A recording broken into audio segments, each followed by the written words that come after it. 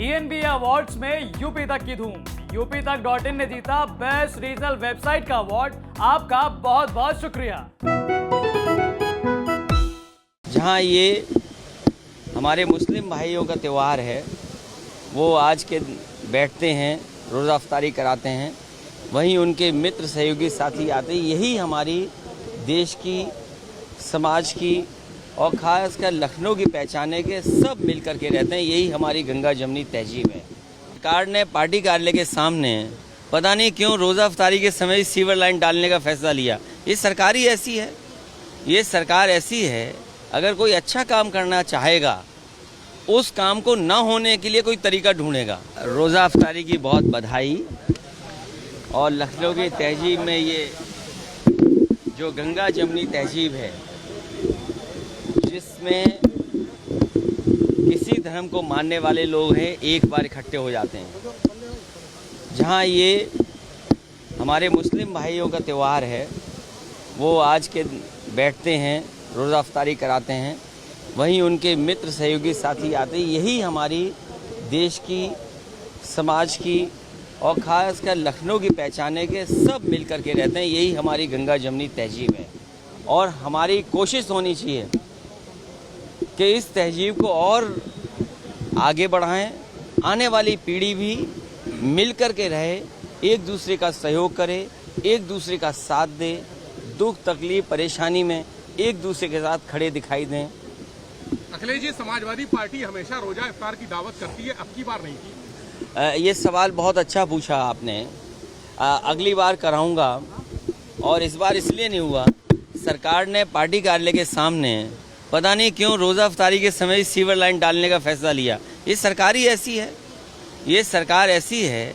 अगर कोई अच्छा काम करना चाहेगा, उस काम को न होने के लिए कोई तरीका ढूंढेगा। इस बार समाजवादी पार्टी के कार्यालय के सामने सीवर लाइन डाली जा रही है। हालांकि पूरी गंगा से लेकर के जितनी भी नदियां सब गंदी पड़ी हैं, लेकिन इन्हें याद तब आई जब समाजवादी पार्टी के कार्यालय में रोज़ा अफ्तार होता है। उसी समय इनको याद आया कि सीवर लाइन यहाँ पे खुदनी है। ऊर्जा मंत्री अभी पिछली सरकार की गलती से कहते हैं कि बिजली संकट में पिछली बार सरकार ने की थी।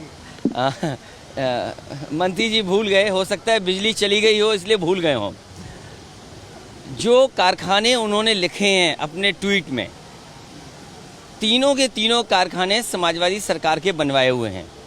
ये भारतीय जनता पार्टी जो डबल इंजन की सरकार है, अगर इसने कोशिश की होती कि बिजली के लग रहे कारखाने पूरे हो जाएं, कोयला समय पर पहुंच जाए, तो आज उत्तर प्रदेश की जनता को इस संकट से, इस परेशानी से नहीं जूझना पड़ता। सोचिए, छोटे बच्चे हैं, माताएं बहनें घरों में हैं, बुजुर्ग हैं, बीमार लोग हैं, किस तकलीफ में रह रहे हैं। और कब बिजली आएगी और कब चली जाएगी, इन मंत्रियों के कार्यक्रमों में भी बिजली चली जा रही है। इसलिए बिजली का संकट पैदा किया है, ये भारतीय जनता पार्टी ने दिया। मुझे याद है, मैंने कल भी कहा, फिर मैं दोहराता हूँ बात को, मैंने कई बार कहा, फिर कहता हूँ एक बार। मुझे याद है जिस समय यहाँ के लखनऊ के बड़े नेता लालजी टंडन जी वो लेकर के आए थे श्याम देव राव चौधरी, जो बनारस के विधायक थे, वो पिछले कई दिनों से धरने पे बैठे थे, भूख हड़ताल पे बैठ गए। उन्होंने कहा कि जब तक वाराणसी में 24 घंटे बिजली नहीं आएगी, तब तक वो धरने से नहीं हटेंगे। मुझे उस समय के जिलाधिकारी ने बताया, मैंने उन विधायक जी को और उस समय लालजी टंडन जी को बुलाया और कहा कि आज ही के दिन से वाराणसी में 24 घंटे बिजली होगी। लेकिन मैंने उनसे एक वादा करवाया था, और वादा ये करवाया था कि उत्तर प्रदेश का बिजली का कोटा बढ़ जाए। लेकिन आज भी उत्तर प्रदेश की जनता ने जब दो बार दिल्ली की सरकार बनवाई, एक बार फिर बीजेपी को उत्तर प्रदेश में मौका मिल गया, लेकिन भारतीय जनता पार्टी की दिल्ली की सरकार और उत्तर प्रदेश की सरकार मिलकर के भी उत्तर प्रदेश का बिजली का कोटा नहीं बढ़ा पाए।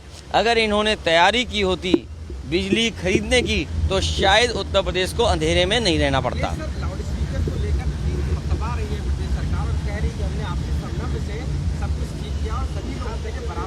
देखिए, भारतीय जनता पार्टी से ज़्यादा झूठ बोलने वाला दल नहीं है।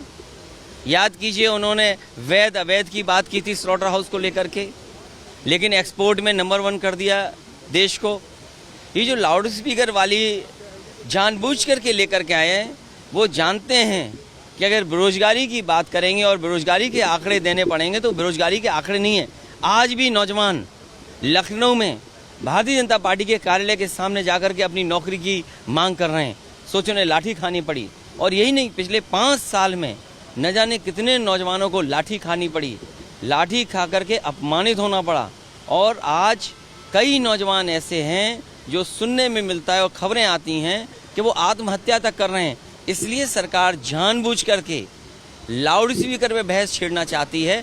और ये कोई आदेश आज का नहीं है, पहले से इम्प्लीमेंट क्यों नहीं किया, ये सरकार बताए कि जिन अधिकारियों के उपस्थिति में ये सब उल्लंघन हुआ है नियमों का, उन अधिकारियों पर क्या कार्रवाई सरकार करेगी। सर, भाजपा सांसद साक्षी महाराज कल वो सीतापुर गया, सीतापुर में उन्होंने कहा कि मायावती उत्तर प्रदेश में सिर्फ बीजेपी की वजह से जिंदा है और बीजेपी की बहुत सहायता करी 2022 विधानसभा चुनाव में मायावती ने। वो बात हो चुकी है और बीजेपी की जो इंटरनल रिपोर्ट थी, उस इंटरनल रिपोर्ट में भी ये कहा गया है कि कहीं न कहीं बहुजन समाज पार्टी ने उनका साथ दिया। अखिलेश सर, क्राइम अभी एक बड़ा मुद्दा है, आज को लेकर आपका स्टैंड क्लियर नहीं है, क्या कहेंगे उसके लिए?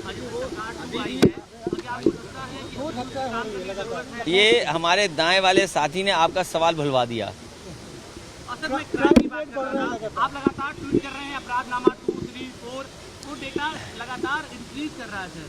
देखिए, पिछले 5 साल में भी कानून व्यवस्था खराब थी, लेकिन उन्होंने प्रचार के माध्यम से वो बात को दबा दिया।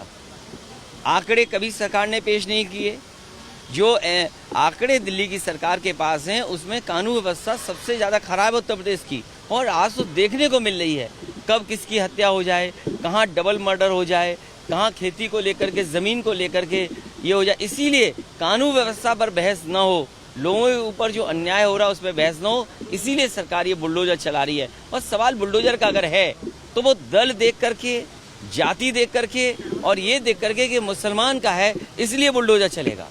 अखिलेश सर, जो ओम प्रकाश राजभर है उन्होंने दावा किया है वो आजम खान जी से मिलने जाएंगे, तो क्या देखिए, स्टैंड क्लियर है कुछ इसको लेकर, क्योंकि बहुत से सवाल हैं। हमारा स्टैंड बहुत क्लियर है, समाजवादी पार्टी आदरणीय आजम खान साहब के साथ है।